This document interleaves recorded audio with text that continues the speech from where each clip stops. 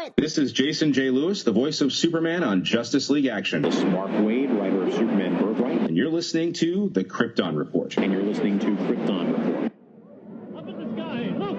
It's a bird! It's a plane! It's the Krypton Report! The All Things Kryptonian podcast, including Superman and Supergirl. We discuss games, movies, cartoons, TV shows, and comics. Find us on Facebook, Instagram, YouTube, and Twitter.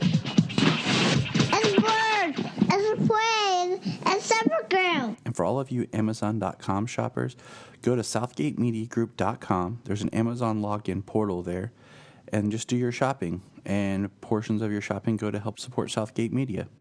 Welcome to the Krypton Report's review of Earth 1, Superman Earth 1, Volume 3. This is the sequel podcast to the review of Superman Earth 1, Volumes 1 and 2 that you will find back in 2018. 2 years later, James and I are getting around to doing this. And we couldn't do this alone. Don't really know what happened there. Just kind of ended just the way the cards lie. Well, I mean, we got busy doing, Justice League and let's see. So there was Justice League, and then there was Supergirl and Krypton and moving and life, and it just kind of fell. It kept one that we kept talking about doing, and we just hadn't got around to doing it, but we are doing it now. And this time we decided not to do it alone, and we decided to bring somebody along with us. So go ahead and introduce yourself, Third Man. Hello, I am the Third Man. That is the voice of It's Bryan. Bryan, guys. The voice of Bryan. The Third Man.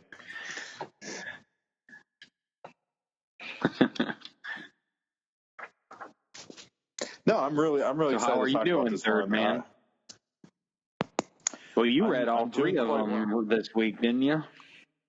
In one sitting, yes.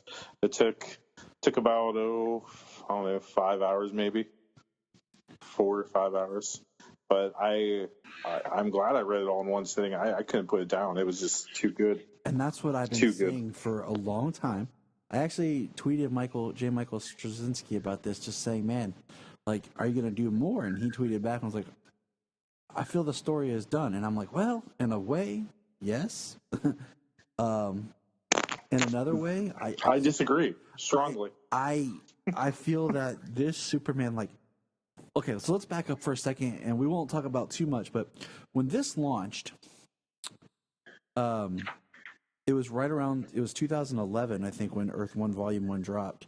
It was right there at the crack of the New 52 and Man of Steel.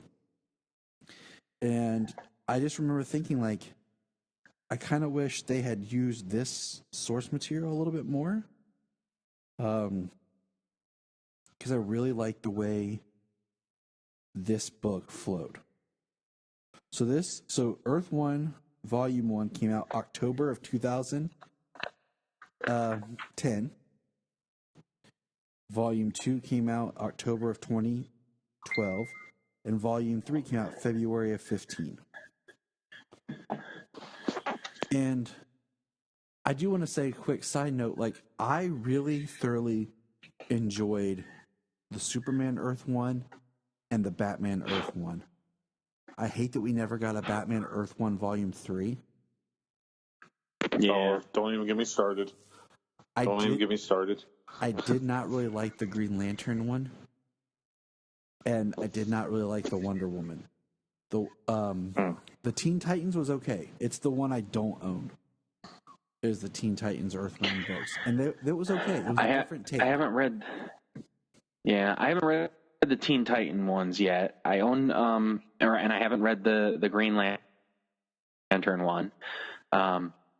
I do own Volume 1 of Wonder Woman.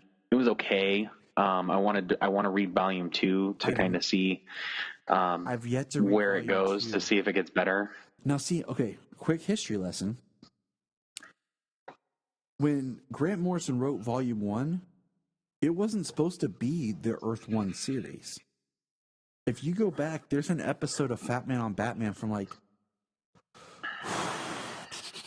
I'm trying to remember because I listened to it like in 2013, but it was an older one, I believe, where he was talking about he was writing a story called The Trial of Diana Prince. And basically that story morphed into his Earth One book. So I've not read Volume 2. I probably should. Now, I almost forgot there was a Volume 2. But yeah, they had announced before they were going to have a Flash and an Aquaman. But it seemed like all the Earth One stuff has just been abandoned. And it sucks because I like the idea of these self-contained graphic novel, Elseworld stories. I like the fact that in each one of these, the characters by themselves, like, we talked about before when they do certain Elseworlds tales with Superman or whatever, it feels that Batman has to show up. And here we have a prime example of no Batman and any other hero. Which makes it a better story, in my opinion. Yeah, it's kind of neat if you look at each one of the Earth One being like, that superhero is the only costume superhero on the planet. So in the Batman stories, there's only Batman. In the Green Lantern, there's only Green Lantern. And well, I don't necessarily know if that's exactly true, but at least that's how it feels. That's how it feels. They just focus on this. Yeah, they only focus on one character. They don't feel the need to bring in any other characters to pump up the story. They try and tell a good story with the character they're telling and them alone. Dad, what does this mean? That means monthly. Go on. So, all right. So we'll kickstart. You guys ready? You got your book open or your digital page open to the first page? I'm actually on page 10, where Clark wakes up. All right. So the book opens for Volume 3 with basically it's shots of Lara and Jor-El putting Cal in the ship and rocketing him to Earth. And then Clark wakes up in his apartment and he's having a nightmare. And, the thing is like this with Bryan got to read all 3 volumes back to back, which I think would make an amazing read. Since each time I've reread these recently, it's been the separate volumes. It's not been it's been each individual and not been a collective. So I think doing it like that would have been a really fun experience to do. It was indeed a fun read. But we see Clark punch the wall, grabs a thing of plaster, fixes it, uses his heat vision before his landlord figures out what's going on.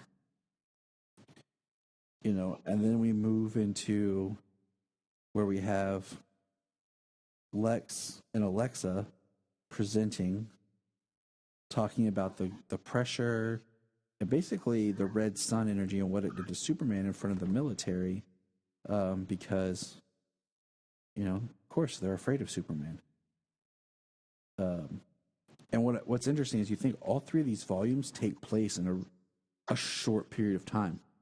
Like, they're all really tightly interconnected. It's not like there's a year gap or like a week's gap or more. It really feels like this is maybe just a month or 2 into his life.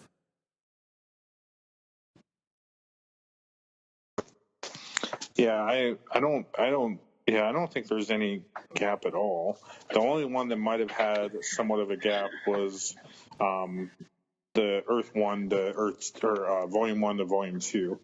I think there's maybe a 6-month gap there, but Volume 3 seems to start pretty much right after Volume 2, right after Parasite. Yeah, they really don't. Yeah, they don't really give a time lapse. They don't specify an amount of time. You kind of just gotta, assume that time passes, whether it's just a few months or whether it's the course over a year or so. Because you got to think like that many alien invasions so quickly that would devastate the city and it would not be able to recover. And the the research and development of technology might take months to do, but they don't go into that. They don't follow the development of it. They tell about it, and then they just show you it later. Mm-hmm. So and one thing I like that kind of like after each volume has been that the book ends with an article kind of published by Clark or published by Lois that kind of like sums up what happened, but it shows that kind of rivalry between Lois and Clark. Like kind of like the end of book 2, where Clark says, "I'm going to write a story about Eddie," and Lois is like, "That's not front page stuff, that's editorial stuff." And how it ended with Lois got the editorial and Clark got like the main story. I thought that was pretty sweet. And I like how in the third book that we're seeing him have a relationship with somebody else that's not Lois. And that was just a nice change of pace for me. yes, it is. And, I think Lois is the long game. Lois represents kind of, I think, this is a little bit different. And there's nothing wrong with that. But, like, Lois is where he's going. Like, he meets her and develops. I think some stories try to rush them together too fast because it's supposed to be, Clark and Lois. But this lets Clark grow and breathe and, puts the Lois stuff towards the back to where you could develop it later. Down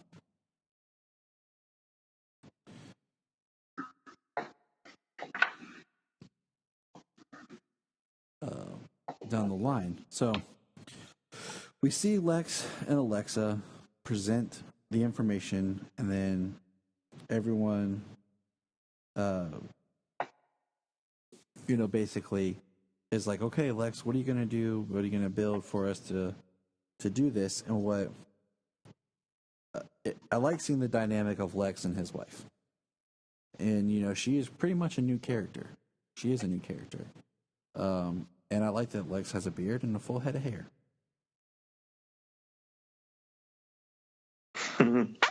Yeah.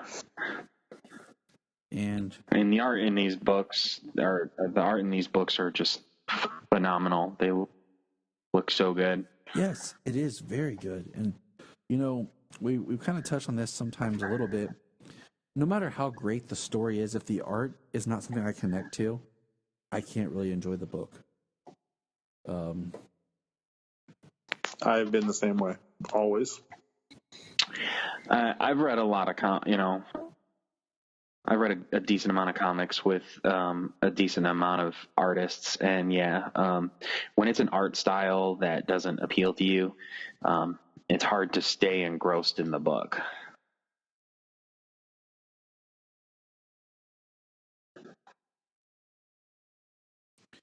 I mean, I've stopped reading books sometimes because the artwork has changed so much that the story was just kind of not flowing very well. Like I remember. Okay. Oh no, go ahead. I was gonna say, like, when back in the early 2000s when Ultimate X-Men was going on and Marvel had that whole Ultimate line. Right in the middle of the story, Ultimate X-Men changed artists to kind of like a more anime style, whoever they changed to, and I didn't even finish bothering reading the story. It was like they were just drawing stick figures and throwing like a little bit of hair on it. It was very weird art. I'll have to show it to you guys eventually. But for me, I mean, they did change artists between volume Well, volume 1 and 2, I think, was. Well, I'm trying to think who the artist was. I think it was Shane Davis, wasn't it? Shane Davis was the artist in volume 1 and 2 of Earth 1, and then in in volume 3 here they did change the artist, but it didn't change the tone of it. It didn't ruin the story at all. For this conclusion here. But I really did like that Luthor, or Lex, had a beard, had hair, and I liked that this was a totally different Luthor than we've seen before. I mean, he's still the technological genius, he's still trying to stop Superman, but he's kind of has some different motives in the story. Well, he's only trying to stop Superman in as much as protecting the Earth if necessary. He kind of does do what he does by creating the weapon and shooting Superman kind of at the behest of the government, but he knows that what he did was in all respects wrong, and went to try and make that right by leveling the playing field and shooting Zod with the red solar gun. So, a different Lex in this story. I mean, talking about artists, this was a great artwork. I mean, there are books and there are artists. Anything you read, just about anything you read and Jim Lee drew it. I mean, unless it's horrible writing, you're engrossed. That's true. Gary Frank and Jason Fabak and number of artists out there who just have some crazy artwork. I mean, of course, Alex Ross and Lee Bermejo. Heck yeah.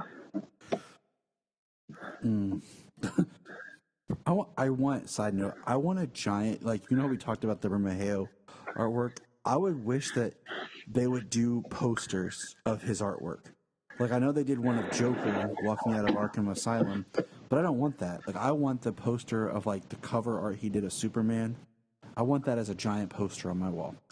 But jumping back to our story, we get a one-page of a Kryptonian spaceship in space.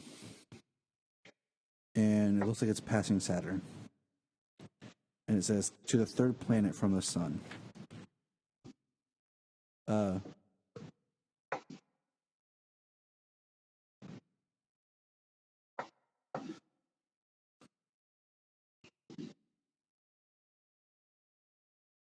give me just a second here.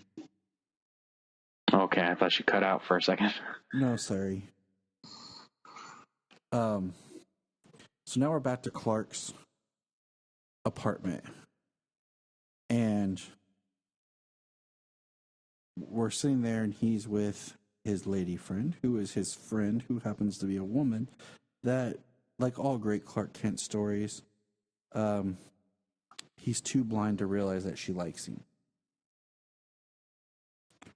I think we've all been there, fellas. I know I have. I don't know if he's too blind to see that she likes him. I think he knows that she's somewhat interested. I don't know if he knows the seriousness of it. I think he's more worried about, okay, if I get in this relationship with her, what are my powers going to do to her? What's this secret going to do to her? I think that's more the issue. It is. But, I think he has a lot of shyness and doubt in himself just for that. But he also, he's awkward in his social skills because of what you said. He's never been able to develop his skills. Never been able to develop yes. Well, when he's discussing with his mom, he talks about she talks about the possible, whether physical or not be possible. So, the idea of his abilities if he would hurt her during any kind of physical interactions. And it's a talk that many Superman fans talk about. I mean, they talked about it in Mallrats a really good bit. Yeah. But being able to read this in one sitting, I think it's in volume 2, where Lisa pretty much just throws herself at him. She slipped into something more comfortable. She's in this little, lingerie thing, and she's totally just like, "Hey, Clark, what's up?" And he's beyond nervous, but he's also really worried about Parasite and everything. So I think he kind of like put 2 and 2 together that this is what this girl wants, but I really enjoyed this awkward Clark.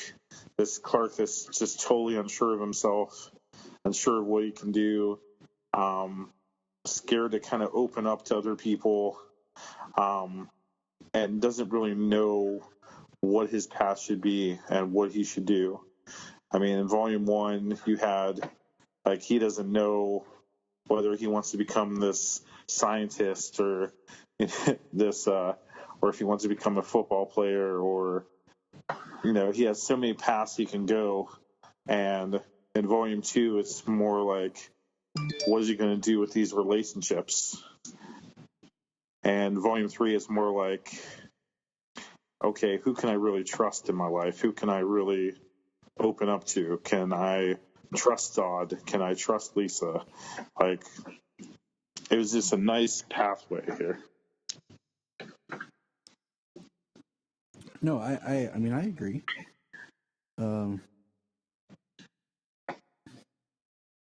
And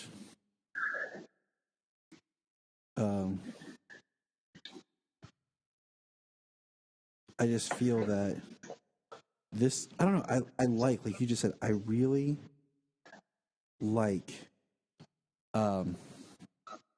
this Clark. I think he has a mixture of the 3 sides.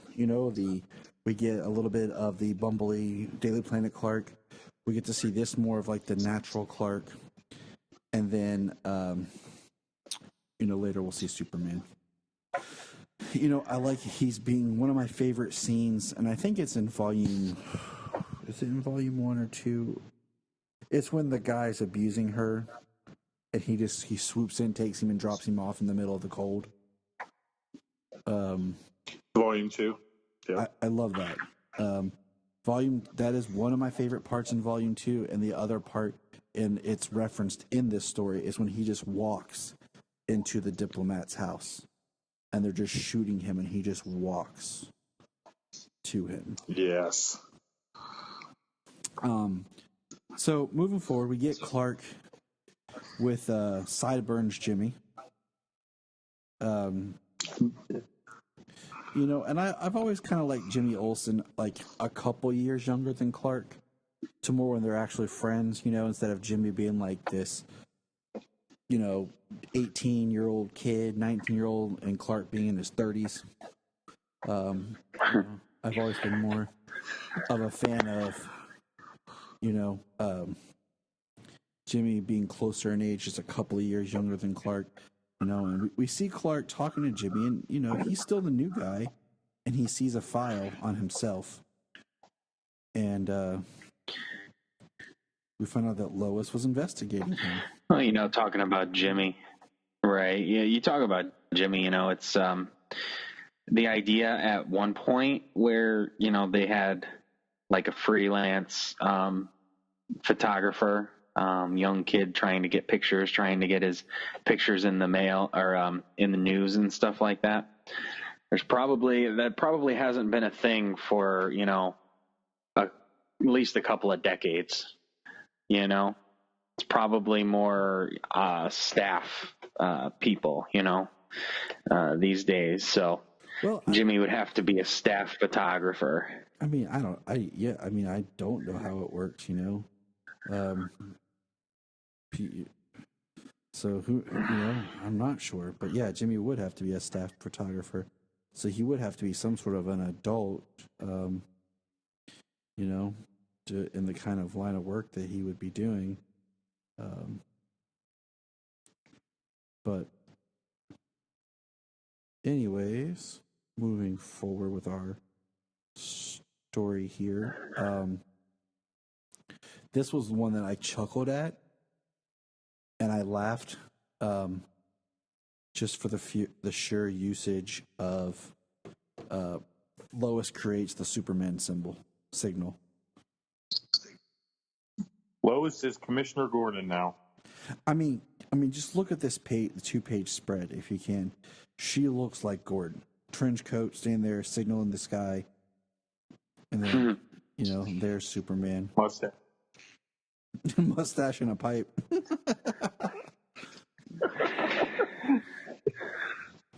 But it's kind of interesting. She says, I figured it might be the best way to get the attention of someone who spends most of their time in the clouds. And this is like, you know, Lois interacting with Superman. And it's just funny because like, he has a sense of humor. Like, he could have just Facebooked me. And she's, wait, are you on? Wait, what? Right. And I like this conversation that they have because Lois is looking at it from a different angles, and this just proves the importance of her character to Superman. His in with the world and the touch of, even though he's trying to do good, how people fear him and see him and plan to destroy him to make sure they are safe. You know, she says, you did what you did because you thought it was right. But where's the end of that thought? Where do you draw the line to say this far and no further? If you think that taking action was what's right, just because you do something doesn't mean you should do it. And that's like part of the hardness of Superman to bear. Like, we talked a little bit about, you know, I talked today about, I reread Superman Grounded Volume 1. And I recommend Volume 1 to anybody to read for just the depth of it. Takes Superman of just digging back into people and getting some different kind of heroics. But, you know, he gets confronted by a lady who talks about how he could have used his heat vision to kill the tumor in her husband's head. And using that and then jumping to Superman the movie, where he talks about, you know, Cal, you want to inspire them and help them, but then they'll want you to do everything. You know, and like where Superman has to draw the line of, he wants to help them, but he can't do everything. And, you know, Lois is talking to him, and she's talking about how people are scared of him, and then he hears something and flies off to save a bridge. Which is straight up Superman. And then we see that space shuttle crash. A collapsing bridge and saving the...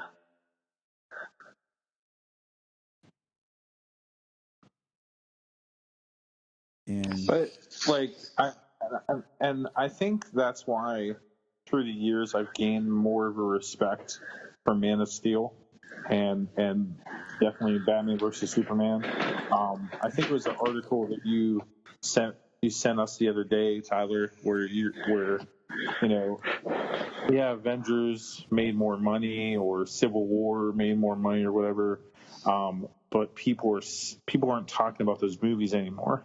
People are still talking about Batman versus Superman today. Mm-hmm. And, you know, we never, and Christopher Reeve's Superman, you know, he smiled more whatsoever, and I still, you know, love Christopher Reeve's Superman. But the only issue that they really got into with his Superman was, well, two separate things is, can he have a normal life? Can he have love? And that was great in Superman 2. And then in Superman 4, you get, should Superman take away all these nuclear weapons? And it was a good story to get into. It just wasn't delivered right. That get story is a conversation for another day. When you learn all the background, what it was supposed to be, how it was set up, how they cut money, re-edited, changed things. I mean, Superman 4 is almost as bad as what happened to Justice League. Totally with you. Imagine that. Warner Brothers screwing up a Superman DC movie? No way. No, that would never happen. But shown in the Earth One story and shown in Man of Steel, I like that question being brought up. How much is too far for Superman to take care of? Should he be going in these other countries and stopping terrorism? Should he stop these dictators and all this? Like, how much is too far? Should he save people from Ukraine? Should he stop airplane crashes? Where is it where he's playing too much of God? And those are the stories that are really good and really interesting. No, you're absolutely right, and that's one of the types of stories that are really interesting, not the only ones. Yeah. So we see this person get out of the space shuttle and fall to the ground. And then the next panel is Clark confronting Lois about the file. And Lois makes some valid points about, you show up, no one's ever heard of you, you scoop this story. And I like that she talks about, how do I know what you've printed is truth? Like, this is all new for everyone. The paper can't afford a scandal. Perry can't afford this issue. This helps save the Daily Planet. And Lois is looking out for the people that she loves and cares about. And this is like a really good start of the Clark and Lois dynamic. And because she says, so let's declare a truce and I'll burn my notes. You'll forgive me and we'll work together in interest of truth and justice and the Daily Planet, okay? And it's Clark really learning to trust people and understand, because now he's experiencing Lois from the perspective of himself, and he's getting to see the kind of person that she really is. Not just how she interacts with Superman, but how she interacts with him. And I think that's important for him to build that trust with her.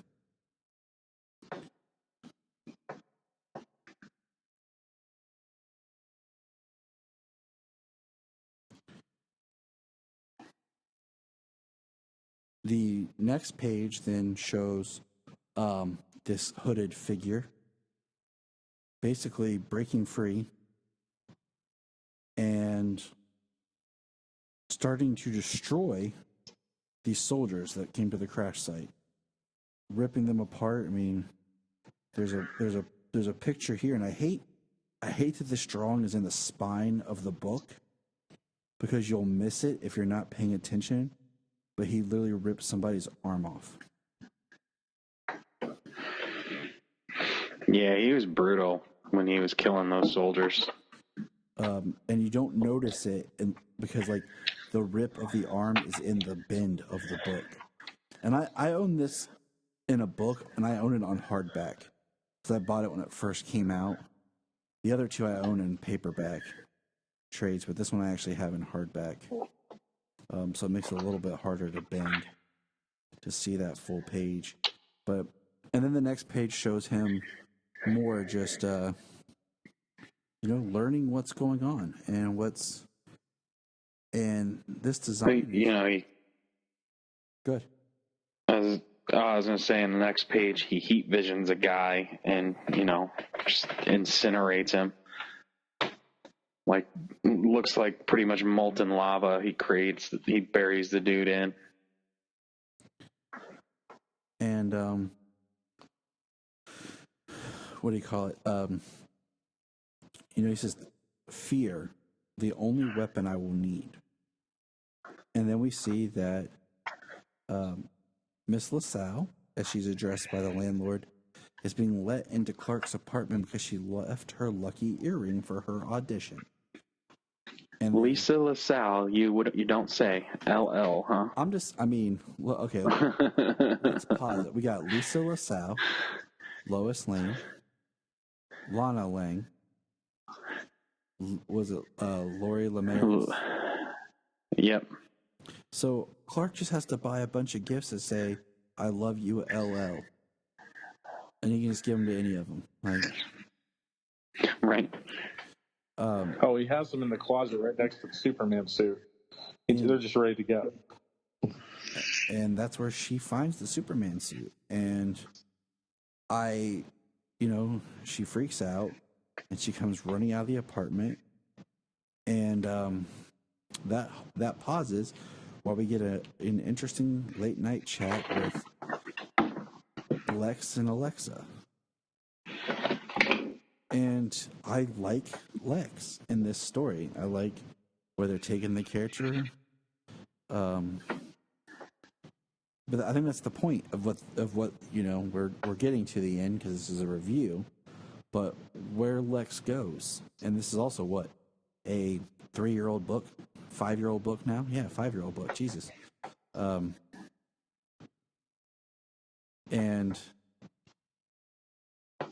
I think it's just important that we understand that there's a not a duality, but like the idea of like there's Lex and Alexa, but the Lex that we're presented is not really the Lex Luthor that we're going to have. Kind of like how in the Arrowverse we got like 2 of every character, and sometimes that would just they wanted to show different sides of a character, so they would create another person basically to be that character as well, so they can present that information. Y'all following me? It's very quiet. Yes. I'm picking up where you're pointing out. Listening. It's a little raff. A little too raff.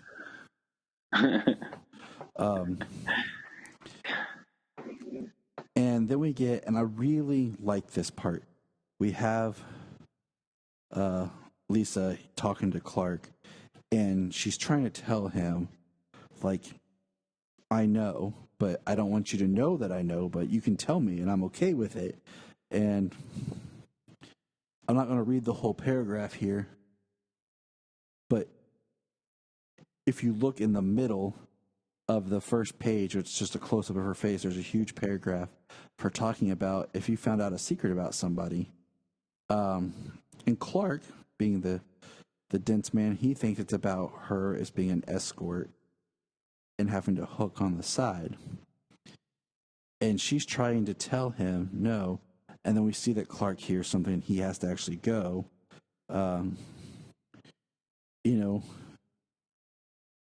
And he's just oblivious to it. And she's, I'm trying to tell you that you don't have to. And then like her little thought as Clark leaves is, doesn't matter what planet they come from, men are so freaking dense. And this is where we get another bridge collapse that's devastating, that Superman's there to fix, and there's some beautiful artwork. And then somebody else shows up. And this part, okay, so the last panel of the page here says, my name is Zod L, and I'm a friend. The first time I read this, I'm still trying to. I thought it was Super Shredder. It's a Super Shredder. I mean, it kind of does look like that without the helmet.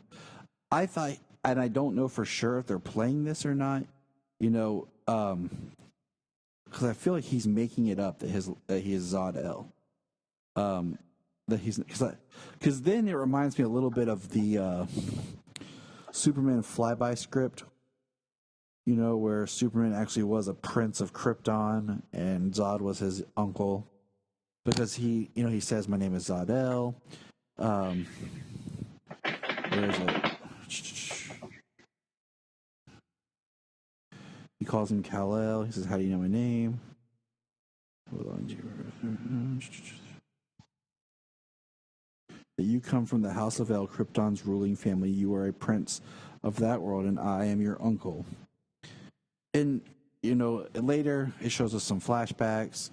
I don't know if it's really confirmed or not, but I don't know. What do you guys feel about that?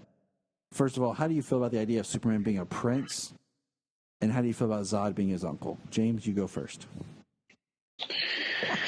I mean, the prince thing, I guess if I read a story about it, it could be all right, because we do know that his family is highly regarded on Krypton, and pretty much always has been. So, I mean, it could possibly be a good thing.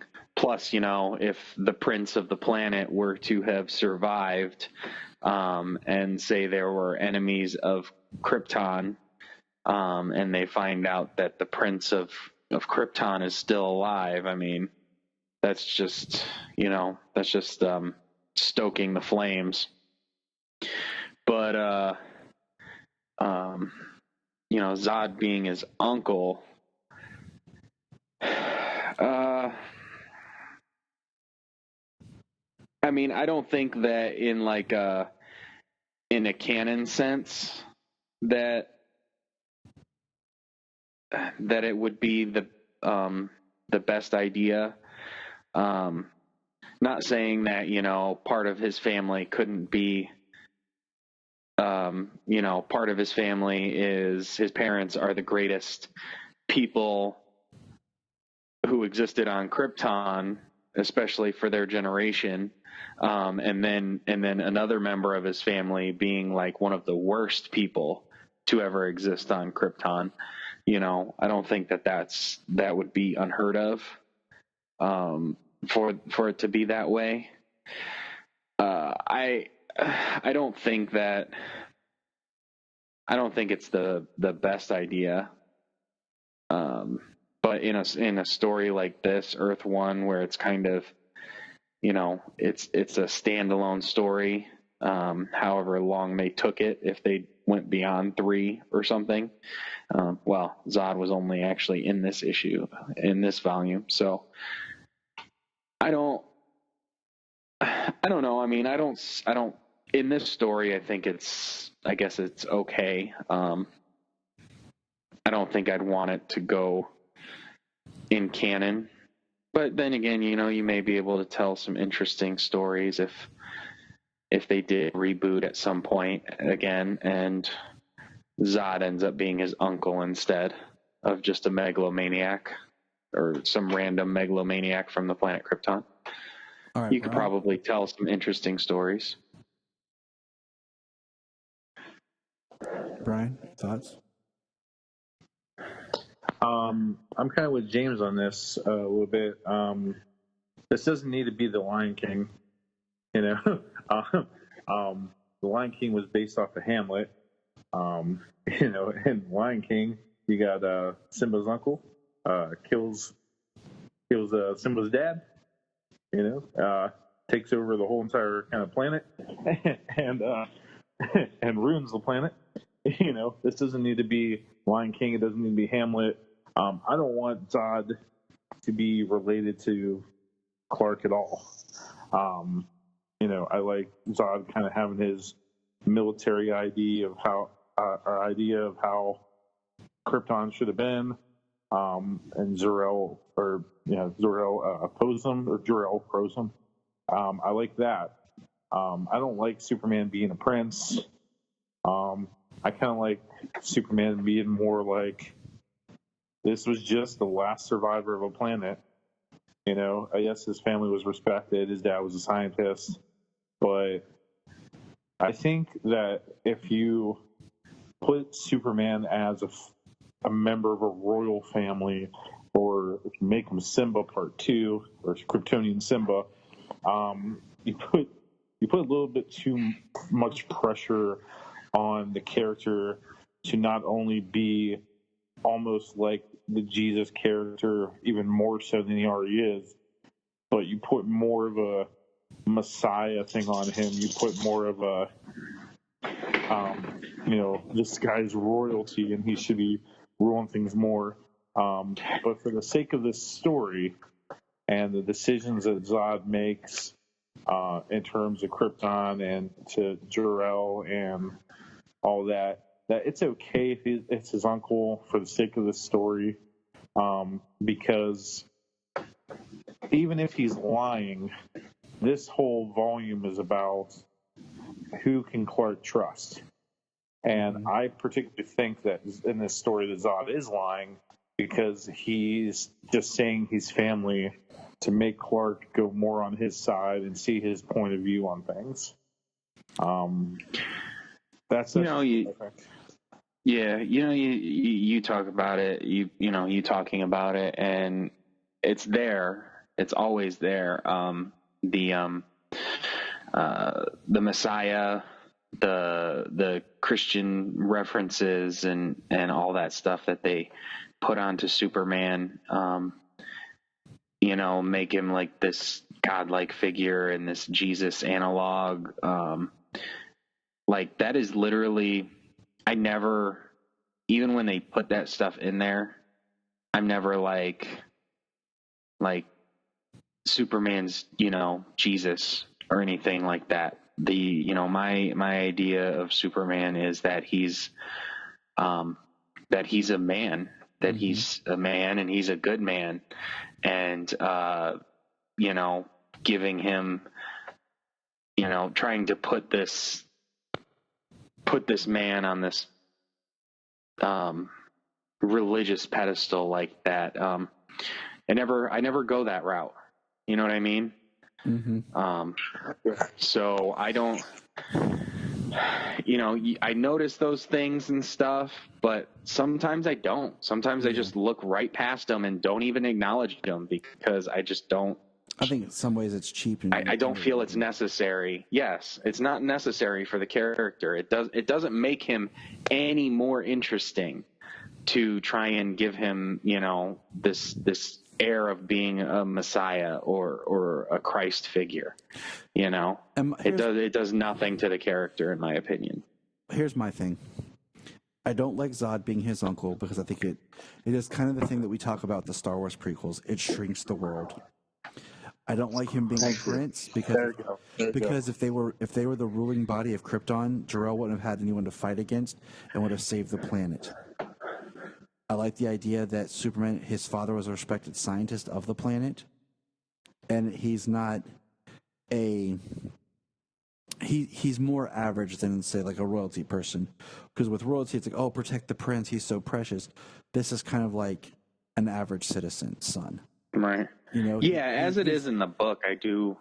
As it is in the book, I do feel that Zod is lying about being his uncle, and I do feel he's lying to the UN when he is telling them that he's a prince and that his family was responsible for the destruction of Krypton. Well, we know that that's a lie, but still.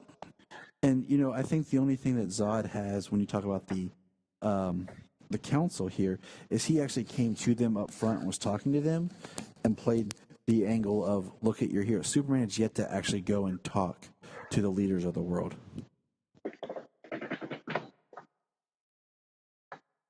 Right. I like what you said. I like what you said, Tyler. I like, that, you don't, in stories, you don't want to timestamp stuff because then it puts you in a box that this happened in, 1984 or this happened in 2020. But you're totally right. Stories. Well, think about this real quick. In The Amazing Spider-Man, the movies, there's all this convolution that basically only Peter Parker could have been Spider-Man. So that takes away some of the idea that it was, random chance a good person turned into Spider-Man. It made it that only he could be Spider-Man, period. The original Spider-Man story, it was just happened that a radioactive spider bit him and turned him into Spider-Man. In The Amazing Spider-Man, it was cloned to his DNA, only he could do it, and that really kills part of the it's like the chosen one thing. Like, oh, you are the chosen one. Nobody else can do this. It's only you. Okay, now that- that's opened up a very good.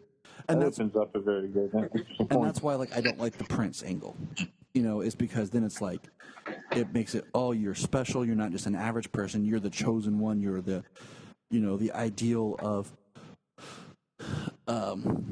Krypton. But we could digress more here. Jumping back real quick, we get a page while Zod is telling history to Superman.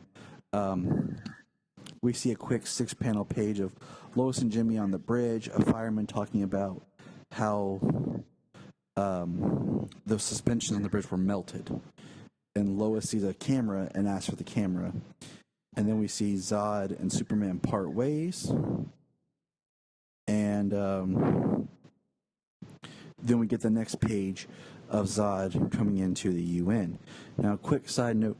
I like in this story, which they kind of did in Man of Steel, but I kind of would have liked a little bit more, is like the idea of Zod and Superman becoming friends. Kind of like how they started to in Smallville. The idea like Superman's so like, Zod is one of me, like, and Zod's manipulating him. I think that would be a really great story of Zod coming down, being like this benevolent best friend. We are the last survivors. And a little bit slower revealing his plan is to actually take Kal out. Much like in this story here, but I'm just saying translated into live action. You know, at the UN, Zod sits down, starts telling them everything, and they're so distrusting of Superman that all these world leaders are believing and aligning with Zod without even being afraid of Zod. You know, they're just blindly accepting of what he's saying. Yeah, I thought that was one of the weirdest parts of the story. Like, you have many examples of Superman saving people and doing what is right, and they're terrified of him. And then you get Zod in his, in his hood and Super Shredder outfit with blades all over him, being like, "Yeah, this is me, and I am Zod, and I'm from Krypton, and I used to be an alcoholic, or whatever." And like everybody's willing to listen to him. And I was just trying to think in my head, is it because he's a bit older? He's not this like 20-year-old looking kid. He maybe they're listening to him because he looks more terrifying than Superman. I don't know. I was just scratching my head the whole thing. Like, yeah, the idea that they listen to him right away is one thing that seems a little stretched, but him volunteering himself to take out Superman, which Superman has drawn quite a lot of destruction and collateral damage. They are just thinking of taking this possible draw of something out. I don't think, though, that I don't know. It's how short-sighted, and I mean nobody should really be surprised at government officials being short-sighted. Now, come on. So being short-sighted about the whole idea there, but that Superman, that another person of Superman's caliber, Superman has at least shown some good, you know what I mean, to protect and to save people. So, to blindly believe this guy and think that, if this guy takes out Superman, what's to say this guy isn't worse? Like, I mean, that's the short-sightedness, and that's where, Superman discusses at the end about being there to help. And if his awesome line at the end where he says, "Whatever's big enough to take me down." Yeah. You know, about who's going to be standing there to pick up the pieces when I go down. You know, and like you said, they're so short-sighted. Oh, he can take out Superman. So what happens when this guy turns on him? Who's going to stop him? What's going to stop him? Yeah, he says, if anything happens to me, if someone like Zod or Tyrell or the next nutbar to roll in off the galactic rim actually does manage to kill me, you need to understand that whoever is big enough and powerful enough to finish me off almost certainly won't stop there. So I'm not going to stand here and appeal to your charity or your kindness or even your humanity. As much as I value and cherish all of those things about the human race, I'm speaking to your sense of enlightened self-interest. I'm not the problem. The problem will be whoever is standing behind me when and if I fall. Exactly. Amen. Amen, Soup. And, you know, this is kind of a step back. Bryan, I really like the Tyrell situation in the first volume because I like the idea that an alien came to Earth to kill us. And that's what incited Superman to come out of hiding and become Superman. It had nothing to do with Krypton. Well, I mean, it did, but it's not like a Man of Steel where Zod shows up and, you know, you can put the blame on Superman because if he wasn't on Earth or had turned on the beacon, Zod would have never have come. But this was just Tyrell came here as another planet to conquer, to destroy. And then so happened Superman was here and defended us. Okay, it's been a while since I read issue 1. Was it that he came just to take over and then found that a Kryptonian was there, or came because his race was responsible for eliminating every single Kryptonian because that was Zod's order, Zod's command? I think it's both. Because in the first book, there's no hint of that. But in this book, I think it kind of retcons that was Zod's command. So it's kind of both. If you look at Volume 1 just as itself, it's not there. But after you read this, you can go back and it's there, but only in lieu of the third one. Well, no. In Volume 1, there is a man from Krypton talking to Tyrell's race and making like a deal with them. You don't see who it is. You can just like assume who it is. And you know, he says you can dig in Krypton, you can take all our resources, you know, you can destroy this planet, you know, and you don't see what the other side of the deal is, like what Tyrell's race will do for that man. You get that part in Volume 3 that you find out that it was Zod. I forgot that. See, this is why we keep you around, Bryan, and we had you read all 3 volumes in one day. Oh, thanks, sweetie. But in Volume 1, you get that Tyrell's race was kind of like the Mars to Krypton. You know, Tyrell brings up that we were the 4th planet from the sun. You were the 3rd. You had the most resources, just like Earth. You had the most resources, and you were well advanced to us. You had this inner space technology, and you could do all of this. And we're here suffering, and we don't get any of your resources here on our planet. Their planet started with a D or something, and then Zod wanted to take over Krypton, and nobody was having it. And Zod was like, you know, we're military, we're the best of the best. And then Zod was like, you know what, screw this planet. They want to betray me. They want to turn their back on me. So he goes to Tyrell's people and says, you will kill every last Kryptonian. You take all the resources you want. But I want to be the last Kryptonian. And I don't want anyone to be able to continue Krypton. I will continue Krypton the way I see fit. Which is very interesting. Also, I like the fact that he's like, I will give you inner space travel and stuff like that because, you know, I always thought that was one thing like in Man of Steel, like they had the ability to get off the planet. They were just losing resources to do so. And, it was the Phantom Drive that allowed them to try to, that allowed Cal to escape.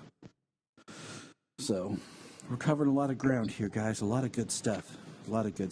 And I always love stories where the third chapter in the trilogy goes back to something in the first chapter. I always love it. I always love when it all ties together. I love it. It makes a great story. I love that, but I also, real quick, it's kind of like the Dark Knight trilogy. I was going there. The second part is the best, but if you look at the overarching story, you could almost ditch the second part and go straight into the third. The only thing that really carries over is Harvey Dent's death. I know. And, we could argue why, but think of this story right now. The only thing that really carries over from the second one is him going into that country. Yes, and I thought the second volume was the best part, just like I thought the Dark Knight was the best part of the Dark Knight trilogy. And I mean, nobody's going to disargue with that, Brian. Thank you, Captain Obvious. But even I actually got a promotion. I'm Major Obvious now. Oh, congratulations! Oh, all right. But even in Star Wars, they kind of did that, but it doesn't work as well in the original trilogy because you need that middle chapter. You have to have that middle chapter to get to the third part. You can't ditch the second chapter. But back to our story. We have Lois talking with Perry, and she has video footage of what appears to be someone flying just before the bridge breaks, and they're discussing. And, it basically is planting the seeds of doubts about the bridge disaster. And then this is what I like about this series. I love when Clark calls his parents. Just like in Lois and Clark, the TV series, it was always one of the best parts when, Clark would call his parents and talk to them. And, he's talking to his mom. And I love when she starts saying, about, hold on, I'll find it. Here it is. Ready? Well, I'm pretty much every night. Oh, does she bring you food? Sometimes. Watch movies together? Yeah. Does she tell you her dreams? Okay. Shows lots of cleavage? I hadn't noticed. Uh-huh, says his mom. Oh, he noticed. And, Mom, and then later he quotes and says, how did you know, Mom? How did you know?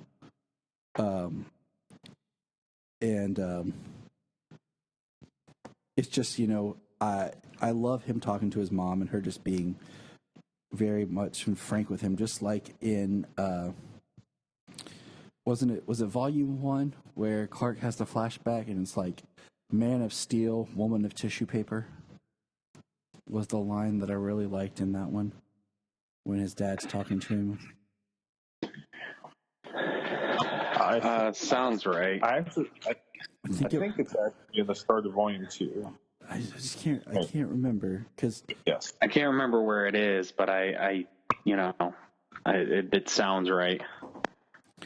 And then we have that Clark learns that the landlord let her in the apartment real quick to get her earring, and then he goes, "If she found out that I had a whole other secret life, you think about Lisa. Are you coming out of the closet?" And he goes, "Crap." He finally put it together what she was trying to tell him.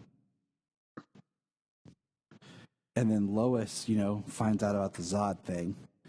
And then, I love this because we see her running as Clark goes to talk to Zod. And we're about halfway through the book and we're about to have, the fight here. And she's running and she flips on the light, the Superman signal, right as him and Zod fly off. And this is what's crazy. And is when basically and I'll read this. When Zod and Superman are getting to the crash site, the Americans say, the CIC has signed off on this, as have the members of the Joint Chiefs of Congress, and then it cuts. If he should enter Russian airspace, we are not to interfere or intervene. Then it cuts. We will neither endorse nor take sides. Our official position is that this conflict was nothing to do with us.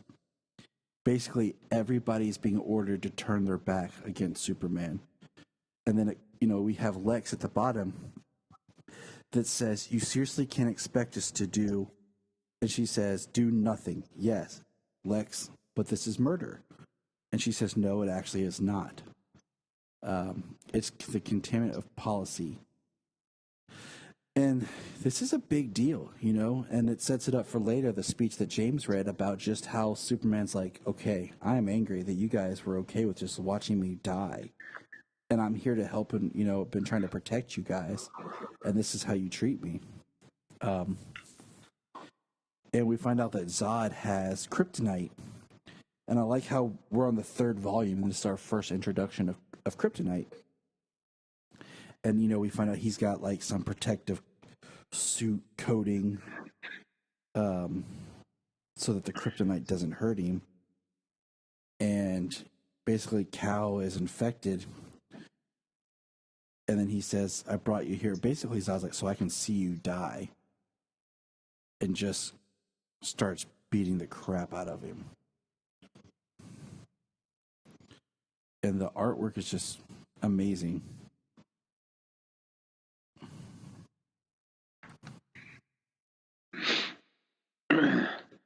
Yeah. The introduction to the Kryptonite, that was pretty awesome. He had never felt it before. Zod had come across it out in the universe from the destruction of Krypton. And, he creates his crystalline suit to protect himself. But Superman in this, since the beginning, was told to be incredibly smart. That he has his brain power is super as well. Which it is. And they always they play that down so much. Superman is a little bit of a scientist himself later on, but they play his intelligence down so much, especially anytime he's around Batman. But continue, James. Yeah, No, you're right. I mean, they do that. They do that in so much iterations of Superman. He's an investigator for one. He has a higher evolved brain than a human. His ability to react and absorb information, like, it just makes sense that he would be incredibly smart, incredibly intelligent. Maybe not Lex Luthor intelligent, but still really fast on his feet, witty when it comes to it, and really intelligent. Like when he uses the heat vision and the water to crack his superheat his armor and then cool it down really fast, allow it to become brittle, and he can destroy it.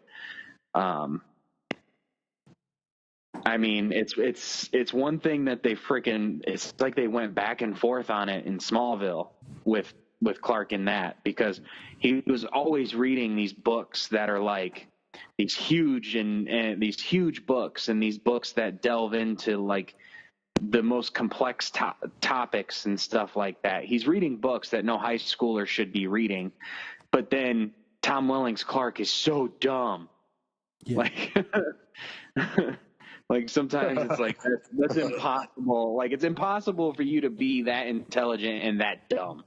It's because they have to give the other characters something to do to help him, or he can solve everything. Well, that's why there's a Team Flash. Barry Allen is an incredibly smart person and a great scientist, and he doesn't do next to nothing in 6 seasons of The Flash. I know. I missed the There's pilot. a difference between. Go ahead, Brian. Okay.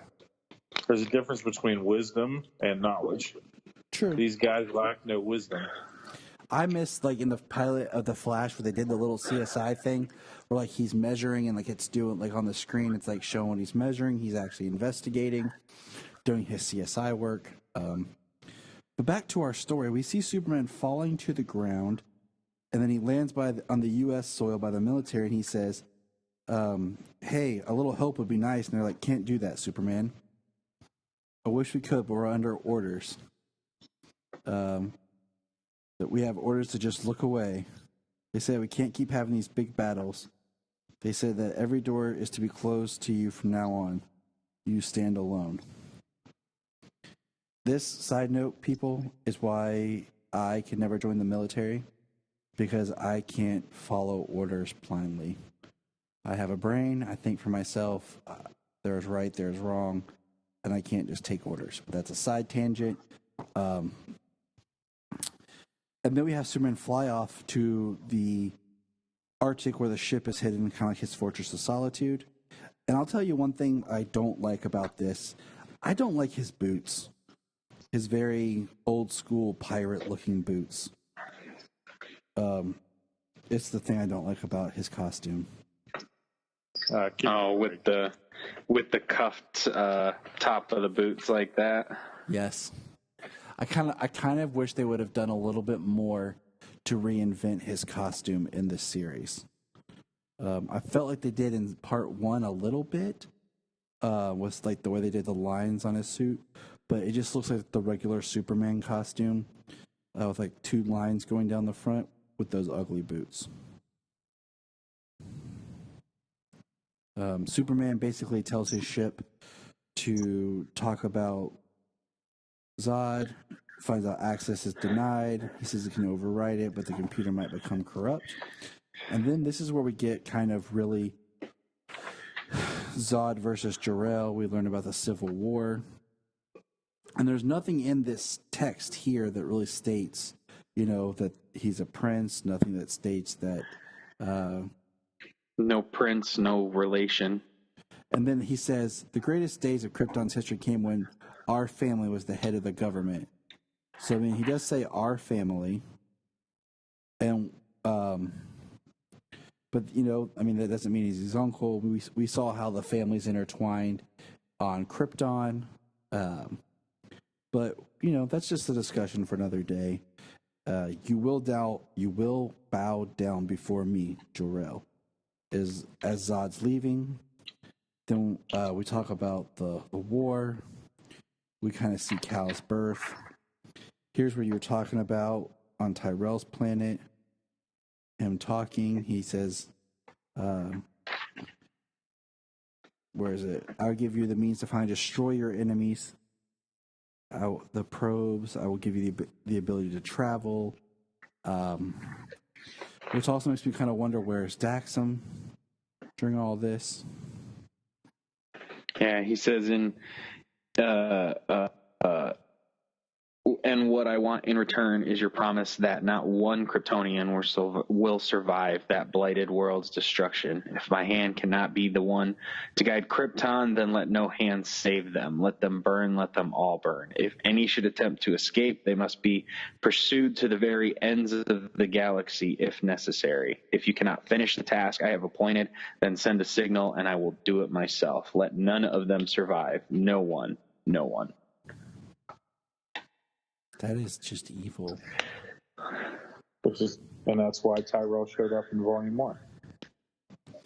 I'm going to pull my Volume 1 later and just double check, because I just don't remember it. But maybe I should have pulled a Bryan and just read all 3 in one sitting. I do know the scene that Bryan is talking about, that they do say something about a deal with somebody about the destruction of Krypton, and I think that Tyrell says that he's there for something like that. But like I said, it's been too long, so I don't know the exact stuff, but I do remember that stuff from the first issue.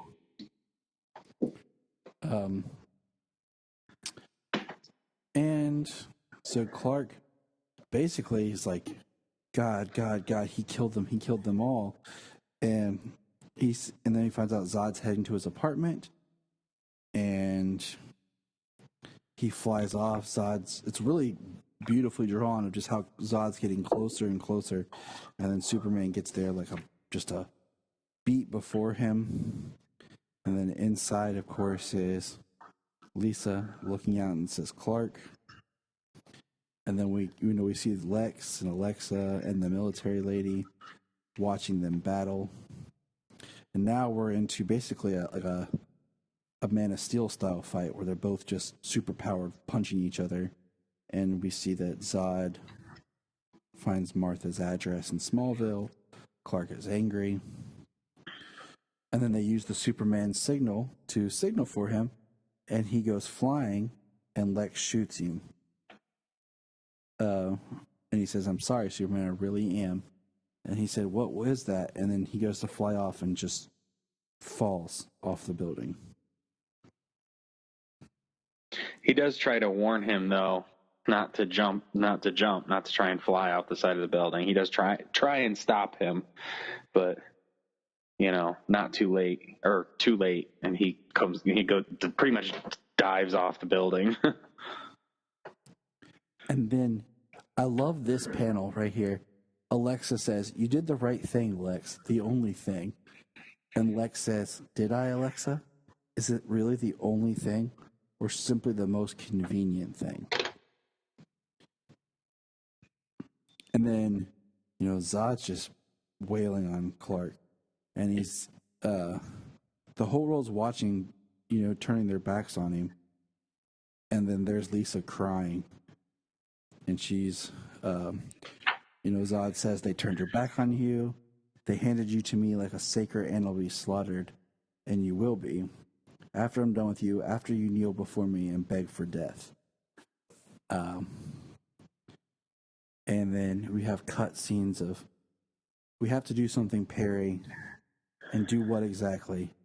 Nobody can do anything about this, Lois. Not against that. No one. Our job is to report the news, not make it." And that's my thing. If somebody's whipping Superman like that, who's going to stop Zod? Yeah, and the next page is brutal. He's kicking him, and he breaks ribs. He snaps his finger, like just torturing him, just breaking bones, just because. Yeah, torture just to make him kneel before him before he kills him. And then Lex, the voice of reason, he's here and he says, "This is sadistic. This is wrong." And, the military's like, "Whatever." And Lex, is thinking, and where's the line? Hold on. Alexa says, "In the end, he'll always do the right thing." And then she's like, Lex? And we turn the page, and this is the one that got me. It's like, we see the panel of people watching, and then there's a family, two small children all wearing their Superman shirts, and this is what they're watching. And Cal is just stumbling to get away. And he asks, this is heartbreaking, this page. He is so beat up. He is so hurt. And all he asks for is a cell phone. And he calls his mom. Oh, man, that tore my heart out. He says, "I love you, Mom. Goodbye." And then crushes the phone. And then he says, "Let's do this," to Zod. And we see Lex is, on his way in a cab. Lisa gets a cement truck and drives it straight at Zod.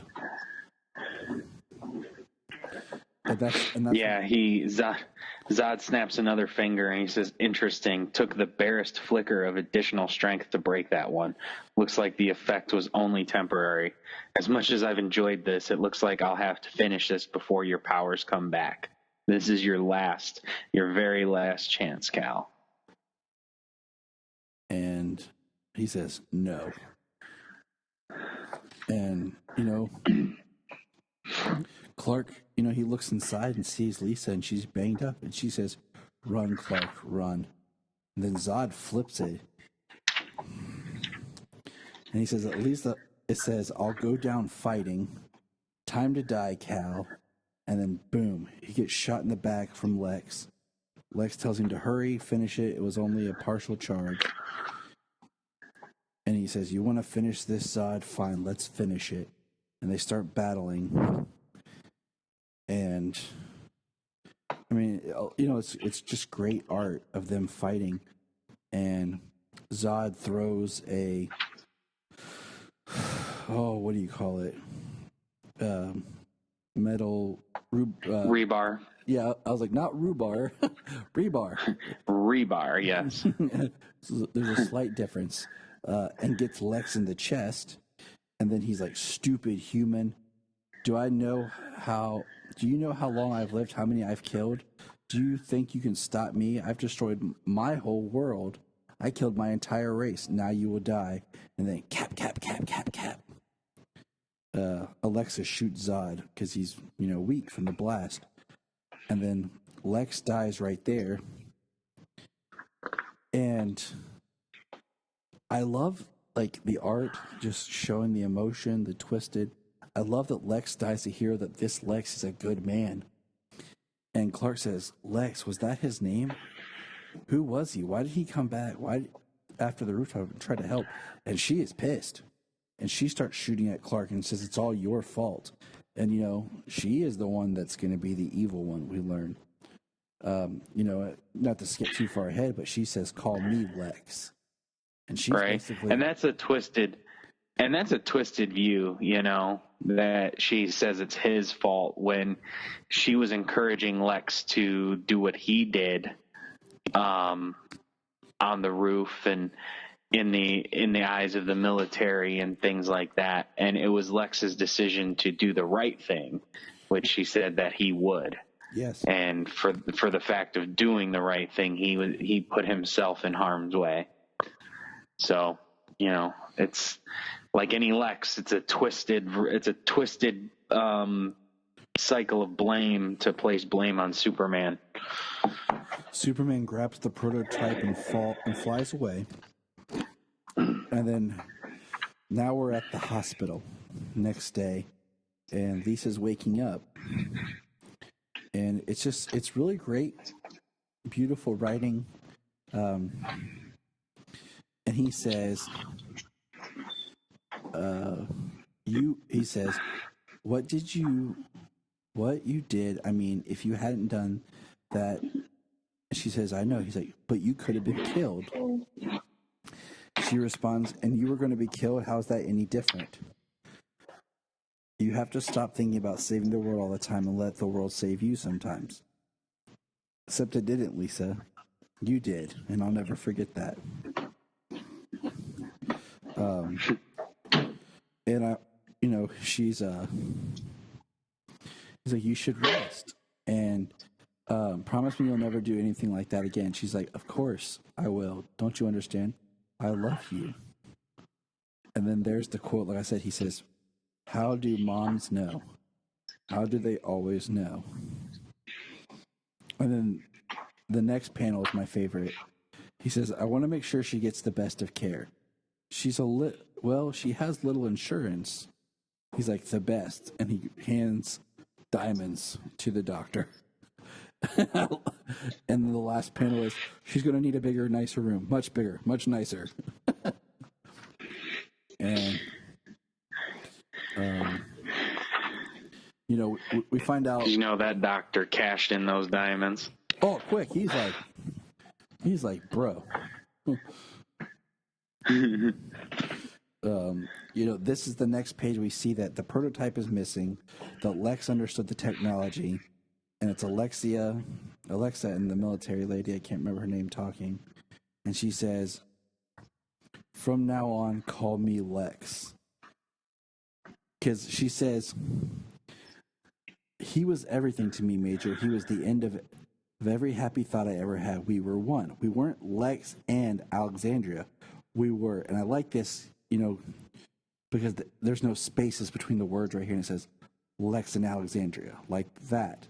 We were Lex squared. And that's when it ends with "Call me Lex." And then here, of course, at the end is like what James said. Superman before the UN saying, "What were you thinking?" And gives the speech that James talked about. And, you know, we see a great Lois and Clark conversation. And, you know, he's talking to her about, you know, can I talk with you sometimes? He talks about how if one man with a bullet in Dallas or Memphis or India can change the world, how can one person with an idea or even just the will speak out and change the world? And it's a really good discussion. We see Lisa's new room. You know, we see as Superman's talking to Lois where Jonathan and Martha rescued him as a baby. And he's kind of telling her a little bit about it without telling her details. And it really sets up a great Lois and Clark relationship. And we get Clark bringing Lisa to meet Ma, which is cute. And we see Clark go and try to get a chrysalis suit made for him to get rid of the kryptonite. The kryptonite is gone, taken by Alexa. And then the story ends with him and Lisa having ice cream. She kisses him and says, "I want to do it," because he has to go. And she rips the shirt and says, "Now you can go to work." And the last page is Superman being summoned, like, by Commissioner Lois. And yeah, I mean, it is a great trilogy. You know, you said that, Bryan. It works as a trilogy. I mean, the story was told. It is, you know, a beginning, a middle, and end. But I want more. Like, this is, for as much complaints that people have about the New 52 and everything, if this had been the story that we had been given to launch the New 52 Superman, I would have loved to have seen more of this roll out. It would have been dope. I mean, we got this suit that can protect him from kryptonite now. You know, we got Brainiac in the Fortress of Solitude, because that's definitely Brainiac. Don't tell me different. That's Brainiac. You know, we have him with a woman that's not Lois. We have him go into the United Nations and say, you know, what the hell were you thinking? This is he's now a more ballsy Superman, you know? And I wanted to see more where this will go. But I don't know if we'll get more. I guess not. Superman's always been ballsy. You know, there's most of the iterations I've seen and read of Superman, he is more ballsy and more straightforward with people.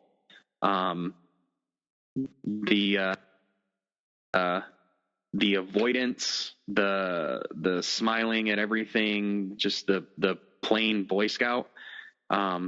That's really only one version, you know, that I'm familiar with. You know what I mean? Yes. Yes, I do.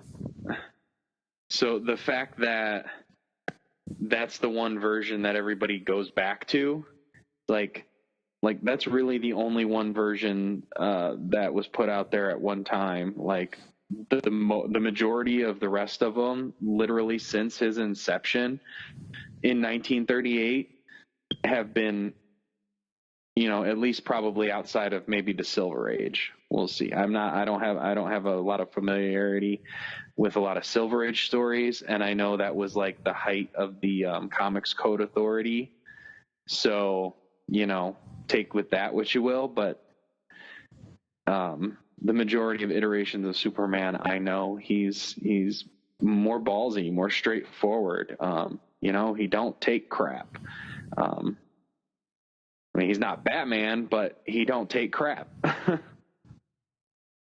Mm-hmm. Well, I was just meaning in this story, he's now not taking crap anymore. He's more sure of himself now. Yeah. That's Yeah, I understand. I know, I understand. I just had to kind of put that out there. I know you love Superman. We all know that everybody goes back to the one version of Superman. They can't get away from it.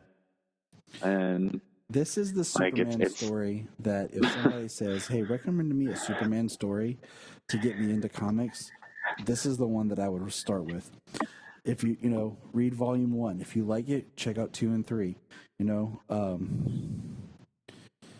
And you don't have to have the 80 years worth of knowledge to be able to get into this. And it hits all the beats we want. It's down. It's serious. It's an origin, but it's not like it's trying to think of other even me, like if we were just like, hey, what's a Superman story I should read? Even some of the ones like we discussed before, like I wouldn't really. Oh, you want to get into reading comics or you want to get into Superman? I wouldn't do All-Star Superman. I wouldn't do like Superman for All Seasons. This is what I would give them. Like, here, read this one.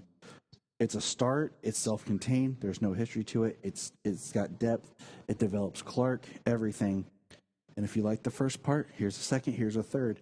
And then from there, I think you've built if you get through all 3, you have a foundation and a love for the book. But, all right, guys. So, scale of 1 to 10, what do you rank this volume? And then what do you rank the trilogy? Starting with Bryan. Go. Repeat the question, please. Scale of 1 to 10, what do you rank this individual volume? And what would you rank the trilogy overall? This volume I would give a 8 out of 10. The trilogy as a whole, probably give a 9. Okay. Because it left me wanting much more. All right, James.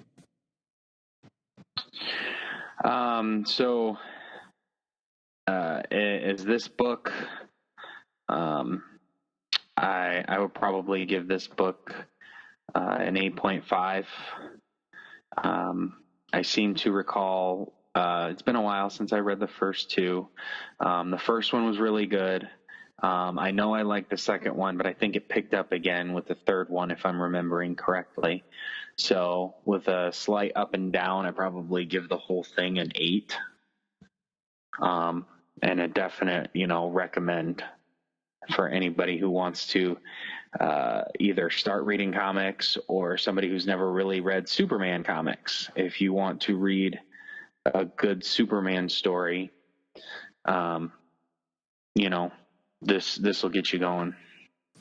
I give this book an 8, and I give the overall a 9.5.